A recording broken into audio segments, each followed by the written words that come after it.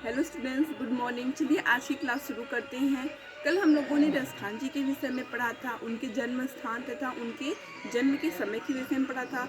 उन्होंने कौन कौन सी रचनाएं लिखी हैं, उनका व्यक्तित्व कैसा था तथा वो किस प्रभु के या फिर किस ईश्वर के वे उपासक थे। उनके चीज़ों को पढ़ने पे पता चला कि वो श्री कृष्ण के अनन्य भक्त थे। उनके द्वारा रचित सवैये के हमने 2 पदों को पढ़ा है, जिसमें कि उनके श्री कृष्ण के प्रति जो भक्ति थी उसकी प्रगाढ़ता का वर्णन किया गया है। वहाँ पे रसखान जी आप देखेंगे कि वो कहते हैं कि हे प्रभु, मैं चाहे जिस रूप में भी जन्म लूँ, मैं चाहे मनुष्य हूँ या फिर मैं पशु हूँ, पत्थर हूँ या पक्षी हूँ, मैं हर अवस्था में, हर रूप में कहाँ पे जन्म लूँ, मैं ब्रज में ही जन्म लूँ। वो कहते हैं कि यदि मेरा मनुष्य जन्म होता है तो मैं उसी ब्रज के गांव के ग्वालों के बीच में मेरा जन्म होवे। यदि मैं गाय स्वरूप जन्म लूँ तो उन्हीं नंद बाबा की गायों के बीच में ही मेरा जन्म हो। और अगर मैं पत्थर भी बनूं तो उसी गोवर्धन पर्वत का पत्थर बनूं जिसे श्री कृष्ण ने अपने काने उंगली पे धारण किया हुआ है। और यदि मेरा पक्षी का भी रूप होवे तो मैं उसी जब यमुना नदी के तट पर कदम्ब की डार पर रह रहे पक्षियों के समूह के बीच ही मेरा जन्म होवे। फिर रसखान जी कहते हैं कि यदि मुझे तीनों लोगों का सुख और श्री कृष्ण की कंबल और लाठी में से चुनना हो तो मैं तीनों लोगों के सुख का त्याग करके श्री कृष्ण के कंबल और लाठी को ही चुनूंगा। मुझे यदि करोड़ों सोने से बने हुए महलों को दिया जाए तो अगर और उसके विपरीत में मुझे यह कहा जाए कि आपको कटीली झाड़ियों की से युक्त झोपड़ी में रहना है और वह व्रज के स्थान पर है, तो मैं उस करोड़ों महलों को त्याग कर, उस सोने से बने हुए महलों को त्याग कर उस कटीली झाड़ी में रहना उचित समझूंगा। यदि मुझे नंद बाबा की गायों को चराने का मौका मिले तो मैं उन 8 सिद्धियों और 9 निधियों का भी त्याग कर दूंगा। मतलब कि रसखान जी हर अवस्था में श्री कृष्ण को ही प्राप्त करना चाहते थे, चाहे वो जिस भी स्वरूप में जन्म ले, जिस भी स्वरूप में अवतरित होवे। तो आइए हम अपने पद पे आते हैं, सवैया पे। जो 2 पद और बचे हुए थे उनको हम पढ़ते हैं, जिसमें कि श्री कृष्ण के सौंदर्य का वर्णन किया गया है। तो आते हैं हम अपने पाठ पे। 2 पद हम लोगों ने पढ़ चुका है। अब आते हैं तीसरे पद पे हम। तो सबसे पहले हम इनकी पंक्ति को पढ़ते हैं। मोर पखा सिर ऊपर राखी हो, गुंज की माल गरे पहिरौंगी। मोर पखा सिर ऊपर राखियो, गुंज की माल गरे पहिरौंगी। ओढ़ी पितंबर लै लकुटी, बन गोधन ग्वारिन संग फिरौंगी। भावतो वो ही मेरो रसखान सो, तेरे कहे सब स्वांग करोंगी। या मुरली मुरली धर की, अधरा धर धरी अधरा न धरोंगी। ये आपकी लाइन हो गई है। एक बार मैं फिर से इसको पढ़ दे रही हूँ। मोर पखा सिर ऊपर राखी हो, गुंज की माल गरे पहिरौंगी। ओढ़ी पितंबर लै लकुटी, बन गोधन ग्वारिन संग फिरौंगी। भावतो वो ही मेरो रसखानी, सो तेरे कहे सब स्वांग करोंगी।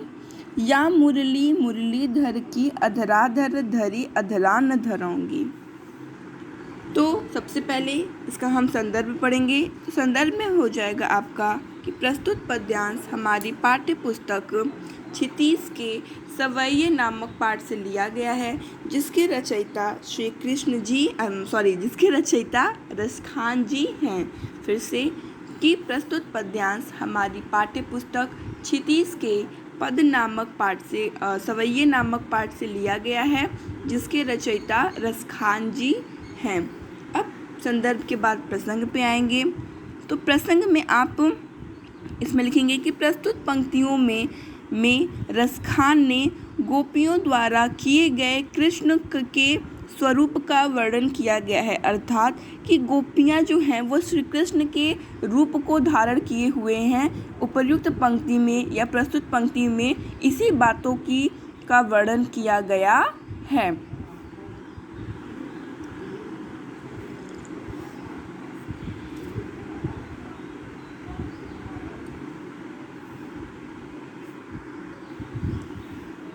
मोरी पखा सिर ऊपर राखियों। मोरी पखा अर्थात मोर की पंखी को, सिर अर्थात सिर, ऊपर मीन्स ऊपर, रखियो मतलब रखेंगी। प्रस्तुत पंक्तियों में रसखान ने कृष्ण के अपार, यहाँ पे ये तो बताया, ये तो सभी जानते हैं कि जो गोपियाँ थीं वो श्री कृष्ण से अनन्य प्रेम करती थीं। उनके प्रेम की तुलना शायद किसी अन्यत्र लोगों से नहीं की जा सकती। क्यों? क्योंकि उनके प्रेम का स्वरूप जैसा हमारे सामने लाया गया है, शायद वैसा कोई प्रेम श्री कृष्ण से करता हो। तो यहाँ पे इस पंक्ति में यही लिखा गया है कि प्रस्तुत पंक्तियों में रसखान ने कृष्ण से अपार प्रेम करने वाली गोपियों के बारे में बताया है, जो एक दूसरे से बात करते हुए कह रही हैं कि वो कान्हा द्वारा उपयोग की जाने वाली वस्तुओं की मदद से कान्हा का ही रूप धारण करेंगी। मतलब कि इसमें आप देखेंगे कि जो गोपियां हैं यहाँ वो कान्हा के संग नहीं बल्कि कान्हा बन के ही वो घूमने वाली हैं। अर्थात कि जो वो जिस प्रकार से कृष्ण वस्त्र धारण करते हैं, मोर की पंख को धारण करते हैं और गले में मालाएं पहनते हैं, कमर में जो बांसुरी को लेके घूमते हैं, तो इस तरह जैसा भी कृष्ण का स्वरूप था, तो गोपियाँ कहती हैं कि आज हम कृष्ण के जो समान है, कृष्ण जो वस्त्र धारण करता है, आज हम वही पहन के कृष्ण का रूप धरेंगे। अर्थात कि आज हम कृष्ण के संग नहीं बल्कि कृष्ण बनकर ही हम आज क्या करेंगे, घूमेंगे। लिखा है मोर पखा सिर ऊपर राखी हों। मोर पखा सिर ऊपर राखी। यहाँ गोपियाँ कह रही हैं कि वो अपने सिर पर मोर पंखी को धारण करेंगी। क्या कहती हैं गोपियाँ? कि यहाँ गोपियाँ यही कह रही हैं कि वे अपने सिर पर कृष्ण की तरह ही मोर पंख के मुकुट बनाकर पहनेंगी या फिर मोर पंख को अपने सिर पे धारण करेंगी। जिस प्रकार से कृष्ण अपने सिर पर मोर पंखी धारण करते हैं, उसका मुकुट बना के पहनते हैं, उसी तरह आज हम गोपियाँ भी श्री कृष्ण की भांति ही मोर पंख का मुकुट बनाकर उसे सिर पर पहनेंगी, उसे हम सिर पर बांधेंगी। गुंज की माल गरे पहिरोंगी। गुंज की माल गरे पहिरोंगी। गुंज पुष्प जो होता है जिसे श्री कृष्ण अपने गले में धारण करते थे, वही माला आज हम भी कृष्ण की भांति अपने गले में धारण करेंगे। अर्थात कि जैसे श्री कृष्ण गुंज की माला को पहनकर घूमा करते हैं, वैसे ही आज हम भी गुंज की माला को पहनकर घूमेंगी। हम भी श्री कृष्ण की भांति ही अपने सिर पर मोर के पंख को, सिर पे क्या करेंगे, मोर के पंख को बांधेंगे और फिर गले में गुंज की माला को पहिरोंगी मतलब पहनेंगे। ओढ़ी पितंबर ले लकुटी बन, गोधन ग्वारिन संग फिरोंगी। ओढ़ी पितंबर ले लकुटी बन।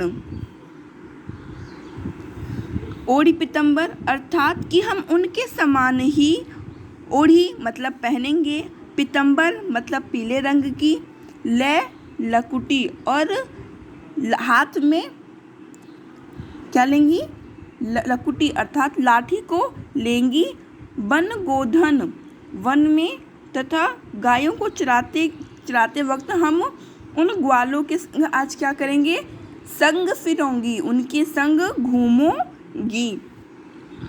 अर्थात कि हम श्री कृष्ण के भांति ही पीले वस्त्र पहनेंगे आज और अपने हाथों में लाठी लेकर ग्वालों के संग गाय चराएंगी या फिर ग्वालों के संग हम घूमेंगे। तो आप ऊपर की लाइनों में पढ़े थे कि पहले क्या था कि वो श्री कृष्ण की भांति ही अपने सिर पर मोरपंख सजा रही हैं, उन्हीं के समान मुकुट पहन रही हैं, और दूसरी फिर क्या था कि श्री कृष्ण की भांति ही वो अपने गले में गुंज की माला को भी पहनेगी।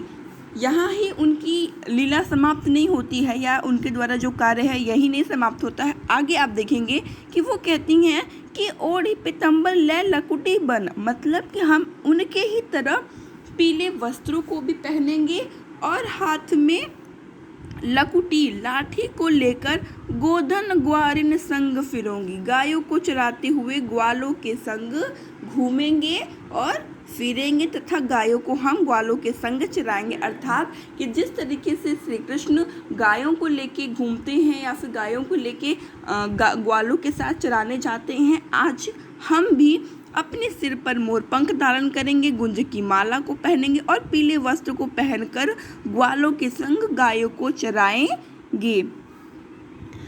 भाव तो वो ही मेरो रस खानी, सो तेरे कहे सब स्वांग रचूंगी। आगे यहाँ पे गोपियाँ, रसखान जो थे वो स्वयं को एक तरह से गोपी ही मानते थे। क्यों? क्योंकि उन्होंने श्री कृष्ण से ना ही श्री कृष्ण को पाना चाहा, बल्कि उनके संग वो जिस तरह से गोपियाँ व्यवहार करती थी उसी तरह से वह भी व्यवहार किया करते थे। भाव तो वो ही मेरो रस खानी, अर्थात कि रसखान जी कहते हैं कि गोपियाँ कह रही हैं कि भाव तो मतलब वह बहुत अधिक भाते हैं, वो ही मेरो मतलब श्री कृष्ण हमारे मन को वह क्या करते हैं, बहुत ही भाते हैं। अर्थात कि श्री कृष्ण हमें क्या बहुत ही अच्छे लगते हैं, इसीलिए मैं तुम्हारे कहने पर ये कर लूँगी। अर्थात सो तेरे कहे सब स्वांग करूँगी। यहाँ गोपियों का समूह है, वो आपस में बातें कर रही हैं कि आज हम कृष्ण की भांति ही रहेंगे। जैसा कृष्ण वस्त्र पहनता है, जैसे मालाओं को धारण करता है, जैसा मुकुट पहनता है, तो वो आपस में ये बात कर रही थी कि आज हम श्री कृष्ण का स्वरूप धारण करेंगे। तो जो दूसरी गोपी है वो कहती है कि श्री कृष्ण मुझे बहुत पसंद है, मतलब मैं श्री कृष्ण से बहुत प्रेम करती हूँ। अगर तुम ये कहोगी तो मैं श्री कृष्ण के लिए ये अवश्य कर लूँगी। मतलब कि अगर वो किसी और के रूप को धारण करने के लिए कहती तो शायद सभी नहीं मानती, लेकिन वो गोपी कहती है कि चलो आज कृष्ण के रूप को धारण करते हैं। तो दूसरी गोपी यही कहती है कि भाव तो वही मेरो रस खानी, वह मुझे बहुत प्रिय है। भाव तो मतलब वह मुझे बहुत पसंद है, मैं उसे पूरे हृदय से चाहती हूँ। सो तेरे कहे सो मतलब इसीलिए तेरे कहे तुम्हारे कहे हुए सब स्वांग करूँगी, सारी ही बातों को मानूंगी। अर्थात जो तुम कहोगी वह मैं सारी चीज़ ही कर लूँगी। आगे है या मुरली धर की अधरान धरूंगी।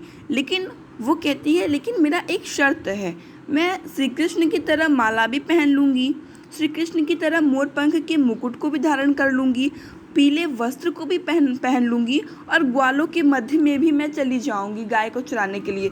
लेकिन एक बात है जो कि तुम्हें मेरी माननी पड़ेगी और मैं वो चीज़ नहीं करूँगी। तो अगली गोपी कहती है कि वह क्या है? तो वो कहती हैं या मुरली धर की अधरान धरूंगी। वो कहती है कि मगर मुझे कृष्ण के होठों पर रखी हुई मुरली अपने होठों पर लगाने के लिए मत कहना। लिखा है ना, या मुरली धर की, या जो मुरली अर्थात जो बांसुरी मुरलीधर की मुरलीधर अर्थात श्री कृष्ण की होठों पे रखी हुई थी। धरी अधरान धरूंगी, धरी मतलब नहीं रखूंगी, अधरा अपने ऊपर, मतलब या मुरली धर की अधरान धरी, जो मुरली श्री कृष्ण अपने होठों पे धारण करते हैं, अधरान धरूंगी उसे मैं अपने होठों पे धारण नहीं करूँगी। क्यों? क्योंकि इस मुरली की वजह से कृष्ण हमसे दूर हुए हैं। श्री कृष्ण जो है इसी मुरली की वजह से क्या हुए हैं, हमसे दूर हो गए हैं, इसीलिए मैं इस मुरली को अपने होठों पे नहीं लगाऊंगी। क्या था कि श्री कृष्ण जब मुरली बजाते थे तो वो अपने में इतने गुम हो जाते थे कि उन्हें यह तनिक भी फ़र्क नहीं पड़ता था कि उनके आसपास क्या होता था। तो गोपियाँ इस चीज़ से बहुत चिढ़ जाती थी कि ये जो मुरली है यह तो हमारी सौतन बन गई है, यह तो श्री कृष्ण से इस प्रकार से लिपटी रहती है कि उन्हें यह छोड़ना ही नहीं चाहती, और जिस कारण से हम कृष्ण से क्या दूर होते चले जा रहे हैं। तो गोपी का जो अगली गोपी थी, उसका मतलब यहाँ यही था कि वो क्यों नहीं धारण करना चाहती। वो इसीलिए नहीं धारण करना चाहती थी क्योंकि वो उस मुरली से बहुत अधिक चिढ़ती थी। उसे उस मुरली से तनिक भी प्रेम नहीं था। क्योंकि वही मुरली जो थी वह श्री कृष्ण को हमसे दूर की थी। इसीलिए वो कहती है कि तुम जो मुझसे सारे चीज़ कह रही हो, मैं समस्त चीज़ों को धारण कर लूँगी, लेकिन या मुरली मुरलीधर की अधरान धरी, जो मुरली श्री कृष्ण की अधरान धरी होठों पर रखी हुई है, या फिर उन्होंने जिसे अपने होठों पे धारण किया हुआ है, अधरान धरूंगी, उसे मैं अपने होठों पे नहीं रखूंगी, उसे मैं अपने पास नहीं लाऊंगी। क्योंकि उन्हें ऐसा लगता है कि श्री कृष्ण अपनी मुरली से क्या करते हैं, बहुत प्रेम करते हैं और उसे सदा अपने पास रखते हैं, अपने होठों से लगाए रहते हैं। इसीलिए वे क्या करती हैं कि मुरली को अपना सौतन मानती हैं। फिर से आप देख लीजिए कि मोर पखा सिर ऊपर राखियों, गुंज की माल गले पहरोंगी। प्रस्तुत पंक्तियों में रसखान ने कृष्ण से अपार प्रेम करने वाली गोपियों के बारे में बताया है, जो एक दूसरे से बात करते हुए कहती हैं कि वो कान्हा द्वारा उपयोग की जाने वाली जितनी भी सामग्री है उसकी सहायता से कान्हा के ही रूप को धारण करेंगी, मगर वो कृष्ण की बांसुरी को धारण नहीं करेंगी। क्योंकि वह उसे अपना सौतन मानती हैं। लाइनें पढ़ लेते हैं कि मोर पंख सिर ऊपर राखियों। हम क्या करेंगे, यहाँ गोपियाँ कह रही हैं कि हम अपने सिर पर मोर पंख को धारण करेंगे। जिस प्रकार से श्री कृष्ण मोरपंख रूपी मुकुट को पहनते थे, वैसे ही हम उस मोरपंख के मुकुट को पहनेंगे। गुंज की माल गले पहनूंगी, और गुंज की माला को गले में धारण करूंगी। ओढ़ी पीतम्बर ले लकुटी बन गोवर्धन ग्वारिन संग फिरोंगी, और पीले वस्त्र पहन लेंगे और लाठी लेकर ग्वालों के संग गायों को भी चराएंगे। भव तो वो ही मेरो रस खानी, सो तेरे सब स्वांग कहेंगे। तो गोपी दूसरे गोपी से कहती है कि मुझे श्री कृष्ण बहुत अधिक प्रिय है, इसीलिए तुम्हारे द्वारा कहे गए सारी चीज़ों को मैं करूँगी। लेकिन या मुरली मुरलीधर की अधरान धरी अधरान धरूंगी, लेकिन श्री कृष्ण की जो मुरली है, जो मुरली मुरलीधर अर्थात श्री कृष्ण की अधरान धरी, अधरान मतलब होठ, धरी मतलब धारण किए हुए हैं, जिस मुरली को श्री कृष्ण ने अपने होठों पर धारण किया हुआ है, अधरान धरूंगी, उसे मैं अपने होठों पर नहीं धारण करूंगी। अर्थात कि गोपी कह रही हैं कि श्री कृष्ण हमारे मन को बहुत भाते हैं, इसीलिए मैं तुम्हारे कहने पर ये सब कर लूँगी, मगर मुझे कृष्ण के होठों पर रखी हुई मुरली अपने होठों से लगाने के लिए मत बोलना, क्योंकि इसी मुरली की वजह से कृष्ण हमसे दूर हुए हैं। यहाँ पे गोपियों को ऐसा लगता है कि श्री कृष्ण अपनी मुरली से बहुत प्रेम करते हैं और उसे हमेशा अपने होठों से लगाए रहते हैं, इसीलिए वे मुरली को अपना सौतन मतलब अपने सौतन के रूप में देख रही हैं, उन्हें अपना सौतन मानती हैं। तो यहाँ पे आपका ये पद खत्म होता है। अब हम आते हैं अगले आपके दूसरे पद पे आते हैं हम अपने अगले पद पे।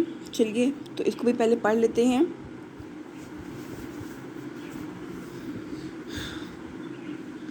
कानन दे अंगुरी रहिबो, जब ही मुरली धुनि मंद बजे हैं।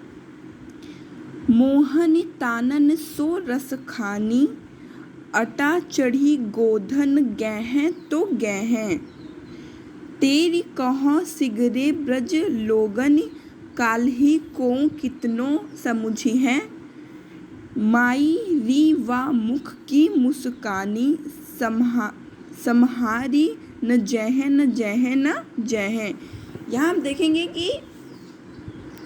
कि पढ़ने में थोड़ा ये आपको अटपटा लग रहा है। ऐसा क्यों? क्योंकि ये जो भाषा लिखी हुई है वो आपकी खड़ी बोली नहीं बल्कि व्रज भाषा में लिखी हुई है, इसीलिए थोड़ी पढ़ने में आपको असहजता होगी। पढ़ने में आपका जब इसको पढ़ेंगे तो मात्राओं की वजह से थोड़ा आपको दिक्कत होगा, पर जब आप पढ़ने लगेंगे तो आपका इसमें प्रवाह बन जाएगा। एक बार मैं फिर से इसको लाइन पढ़ दे रही हूँ। काननी दे अंगुरी रहिबो जबहि मुरली धुनि मंद बजै हैं। मोहिनी तानन सौ रस खानी अटा चढ़ी गोधन गए हैं तो गए हैं। तेरी कहों सिगरे व्रज लोगनी काल्हि को कितनो समझे हैं।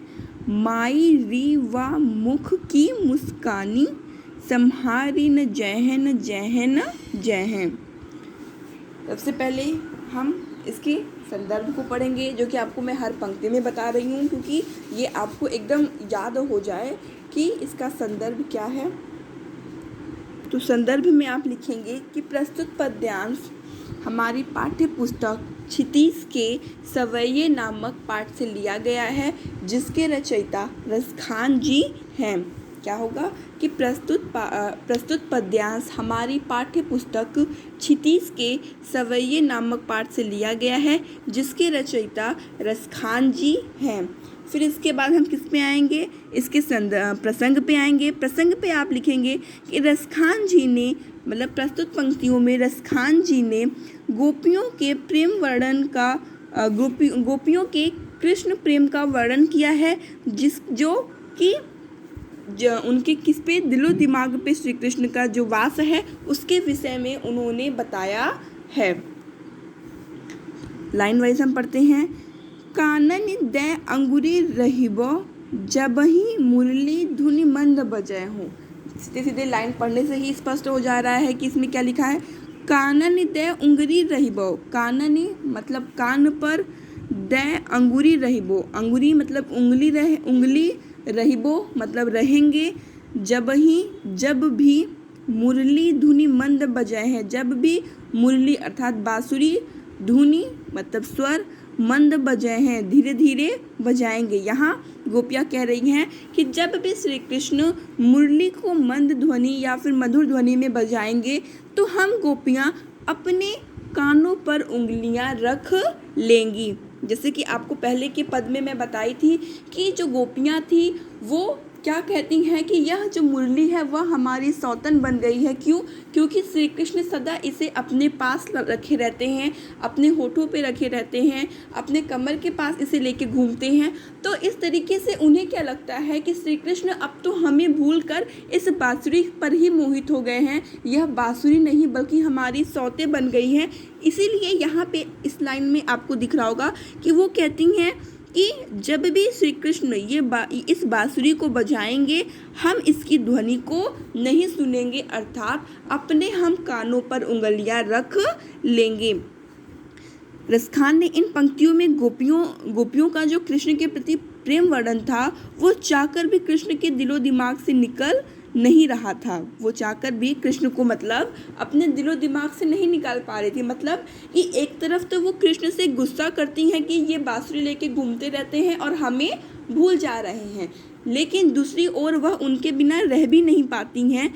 तो इसीलिए वे कह रही हैं कि जब श्री कृष्ण अपनी मुरली बजाएंगे तो वो उससे निकलने वाली मधुर ध्वनि को नहीं सुनेंगी, वो सभी क्या करेंगी, अपने कानों पर उंगलियां रख लेंगी। मतलब कि कृष्ण से तो उन्हें बहुत प्रेम है, इसीलिए वो कृष्ण से गुस्सा तो नहीं कर सकती, लेकिन जब भी श्री कृष्ण इस बांसुरी को बजाएंगे और जब इससे मधुर ध्वनि निकलेंगी तो उसे हम नहीं सुनेंगे, अर्थात कि हम अपने कानों पर उंगलियां रख लेंगे। मोहिनी तानन सो रस खानी अटा चढ़ी गोधन गए तो गए। मोहिनी तानन अर्थात उनका मानना था कि श्री कृष्ण भले ही, मतलब उनका ये मानना था कि भले ही कृष्ण किसी भी महल पे, लिखा है ना अटा चढ़ी, किसी भी महल की अटारी पे चढ़कर या फिर गोधन गए हैं, या फिर कहीं पर भी इस मुरली की मधुर ध्वनि को बजाएंगे या फिर कोई गाना गाएंगे, गए हैं तो गए हैं, गाना गाएंगे तो गाते हैं, लेकिन जब तक हमारे कानों में वह ध्वनि, वह मधुर ध्वनि लिखा है ना, मोहन तानन, वह मधुर ध्वनि नहीं जाएगी, हमें कोई भी असर या कोई भी फर्क नहीं पड़ेगा। अर्थात कि हम तो अब अपने कानों में उंगलियां रख लिए हैं, क्यों? क्योंकि हमें कृष्ण की इस बांसुरी से तनिक भी प्रेम नहीं है। यह क्या की है कि हमें श्री कृष्ण से बहुत दूर कर दी है। इसीलिए जब भी कान्हा इस बांसुरी को बजाएंगे, हम गोपियाँ अपने कानों पे उंगली रख लेंगी, चाहे श्री कृष्ण इसे पर्वत पे चढ़ के बजाएं या फिर किसी महल की अटारी पे चढ़ के बजाएं, चाहे वो गाना ही क्यों न गाए, लेकिन जब तक वह मधुर ध्वनि, मोहनी तानन, जब तक वह मधुर ध्वनि हमारे कानों में नहीं जाएगी, हमें इस बात का कोई भी फर्क नहीं पड़ेगा कि कृष्ण हमें भूलकर किसी और के साथ हो गए हैं। अगली लाइन पे आते हैं। तेरी करो सिगरे ब्रज लोगन काल्हि को कितनो समझेंगे। तेरी करो सिगरे ब्रज लोगन काल्हि को कितनो समझे हैं। लिखा है तेरी कहो सिगरे ब्रज लोगन काल्हि को कितनो समझेंगे। यदि किसी भी गलती से अगर वह मधुर ध्वनि हमारे कानों में चली गई तो फिर हम अपने वश में नहीं रह पाएंगी, चाहे हमें कोई कितना भी क्यों न समझाए, हम अपने वश में नहीं रह पाएंगी।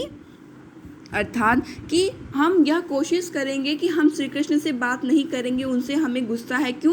क्योंकि श्री कृष्ण बांसुरी को लेके ही घूमते रहते हैं, इसीलिए हम उस बांसुरी की आवाज़ को नहीं सुनना चाहते और अपने कानों में उंगली लगाए रखे हुए हैं। श्री कृष्ण कहीं भी बांसुरी को चढ़ के बजाएं, चाहे वो अटारी पे चढ़े, चाहे पर्वत पे चढ़े, कितना भी गाना गाएं, लेकिन हम उनके पास नहीं जाएंगी। पर अगर गलती से उस मुरली की मधुर ध्वनि हमारे कानों में आ गई तो हम अपने वश में नहीं रहेंगे और फिर किसी के समझाने पर भी नहीं समझेंगे और क्या करेंगे कि श्री कृष्ण के पास चले जाएंगी। मतलब कि वो श्री कृष्ण से गुस्सा भी हैं, लेकिन वह उनके बिना रह भी नहीं सकती। आगे की लाइन है कि मायरी वा मुख की मुस्कानी सम्हारी न जय है। यहाँ वो कहती है कि श्री कृष्ण का जो मुख है, उनकी जो मधुर मुस्कान है, यदि उसे कोई एक बार देख ले तो वह स्वयं को, लिखा है ना सम्हारी न, वह स्वयं को संभाल नहीं पाएगा। जय है मतलब वह निश्चय ही उनके पास खींचा चला जाएगा। अर्थात कि श्री कृष्ण यदि सामने आ जाते हैं तो हमारा जो क्रोध है उनके प्रति वो क्षण भर में ही समाप्त हो जाएगा और हम उनके मुस्कान को देखकर स्वयं पर जो अंकुश लगाए हुए हैं वह अंकुश हम खो देंगे और उनके पास हम चले जाएंगे। अर्थात कि फिर हमें कोई नहीं रोक सकता श्री कृष्ण के पास से जाने के लिए। फिर से आपको लाइन मैं पढ़ के अच्छे से बता दे रही हूँ कि कानन दे उंगरी रहिबो जब ही मुरली धुनि मंद बजे हैं। यहाँ गोपियाँ कहती हैं कि श्री कृष्ण जब भी मुरली बजाएंगे या जब भी उस मुरली की मधुर ध्वनि को बजाएंगे, हम अपने कानों पर उंगलियाँ रख लेंगे, अर्थात कि हम उस ध्वनि को नहीं सुनेंगे। मोहन तानन सो रसखानी अटा चढ़ी गोधन गए हैं तो गए हैं। श्री कृष्ण भले ही उस मुरली को लेकर अटारी पे चढ़ के गाएं या फिर पर्वत पे चढ़ के गाएं, लेकिन हम उस मधुर ध्वनि को नहीं सुनेंगे। क्यों? क्योंकि वही मुरली श्री कृष्ण को हमसे अलग किए हुए है। हम उस मुरली के धुन को नहीं सुनना चाहते। अगर हम उस मुरली की मधुर ध्वनि को नहीं सुनेंगे तो हम पर उस मधुर ध्वनि का कोई भी असर नहीं होगा। अर्थात कि वो मुरली से चिढ़ती भी हैं, लेकिन जब श्री कृष्ण वो मुरली बजाते हैं तो वह स्वयं को रोक भी नहीं पाती हैं, वो उनके पास चली जाती हैं। तेरी कहो सिगरे ब्रज लोगन काल्हि को कितनो समझिए। अगर गलती से भी वह मधुर ध्वनि हमारे कानों में चली आएगी तो लाख किसी के समझाने पर भी हम स्वयं को रोक नहीं पाएंगे और श्री कृष्ण के पास खींचे चले जाएंगे। मायरी वा मुख की मुस्कानी सम्हारी न जय है। अर्थात कि जब हम श्री कृष्ण के मुख के उस को, उस मंद मुस्कान को, उस सुंदर मुस्कान को, उस मोहक मुख को अगर देख लेंगे तो हम खुद को बिल्कुल भी नहीं संभाल पाएंगे और सभी शर्मलाज को छोड़ के हम उनके पास खींचे चले जाएंगे। आपको मैं एक सार बता दे रही हूँ इसका।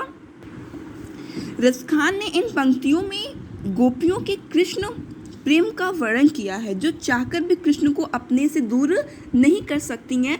इसीलिए वो क्या कह रही हैं कि जब कृष्ण अपनी बांसुरी बजाएंगे तो वो उससे निकलने वाली मधुर ध्वनि को नहीं सुनेंगी। वो सभी अपने कानों पे क्या रख कर लेंगी, हाथ रख लेंगी।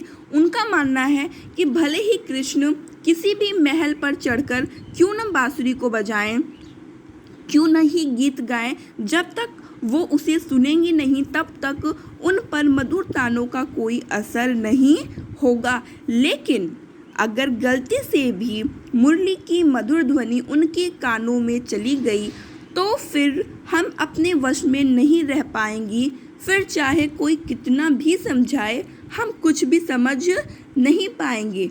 यहाँ पे रसखान जी कहते हैं कि कृष्ण की मुस्कान इतनी प्यारी लगती है या इतनी अच्छी लगती है कि उसे देखकर कोई भी उनके वश में आए बिना नहीं रह सकता है। इसी कारणवश गोपियाँ कह रही हैं कि श्री कृष्ण का मोहक मुख देखकर उनसे खुद को बिल्कुल ही अगर उनके मोहक मुख को यदि हम देख लेते हैं तो खुद को संभाल पाना बहुत ही मुश्किल हो जाता है। फिर हम क्या करते हैं, सारे लाज शर्म को छोड़कर श्री कृष्ण की ओर खींचे चले जाते हैं। अर्थात जय है न जय है न जय है, हम फिर स्वयं पर अपना अंकुश खो देते हैं और कृष्ण के पास चले जाते हैं। यहाँ आपका ये लेसन कंप्लीट होता है। जो भी आपके पिछले क्वेश्चन आंसर हैं मैं उनको जल्द से जल्द दे दूँगी, आप उसको कॉपी पे लिखते जाइएगा। तो ठीक है, आज की क्लास ख़त्म होती है आपकी।